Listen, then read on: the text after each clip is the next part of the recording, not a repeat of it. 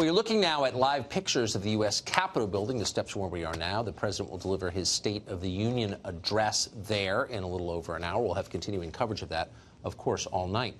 But first, we want to bring you more news from the newly volatile Commonwealth of Virginia.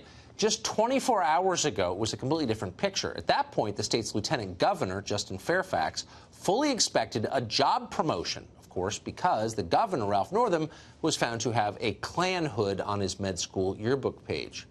But that's not how it worked out. Now, Justin Fairfax himself stands accused of serious wrongdoing. A politics professor from California called Vanessa Tyson says that Fairfax sexually assaulted her in his hotel room at the 2004 Democratic National Convention in Boston. Her description of that is graphic. Now, Tyson is an active Democrat. She's got degrees from Princeton and the University of Chicago. It's not easy to dismiss her claims out of hand, and yet Fairfax is. He says there was a sexual encounter between the two, but he describes it as consensual. Here's the interesting thing. His Democratic colleagues are standing with him and against her tonight. In other words, in the space of just a few months, the standard for believing sexual assault accusers has changed completely. So here, in case you've forgotten, is how prominent Democrats responded to the unsubstantiated allegations brought against Supreme Court nominee Brett Kavanaugh. Watch. Let me just say right at the outset, I believe Dr. Ford. I believe the survivor here. I commend her courage. I believe her.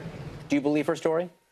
Well, I could tell you it really does have a ring of truth to it. I think the allegations of Professor Ford are extremely credible. I believe her because she's telling the truth. Someone who is lying does not ask the FBI to investigate their claims. Judge Kavanaugh has not asked to have the FBI review these claims. Is that the reaction of an innocent person? It is not. I commend her courage. She's telling the truth because she is, said Kirsten Gillibrand at the time. Are they saying that tonight? No. They no longer believe all women, not anymore. Neither does the Washington Post, which you remember was the very first to report on Christine Blasey Ford's allegations against Brett Kavanaugh.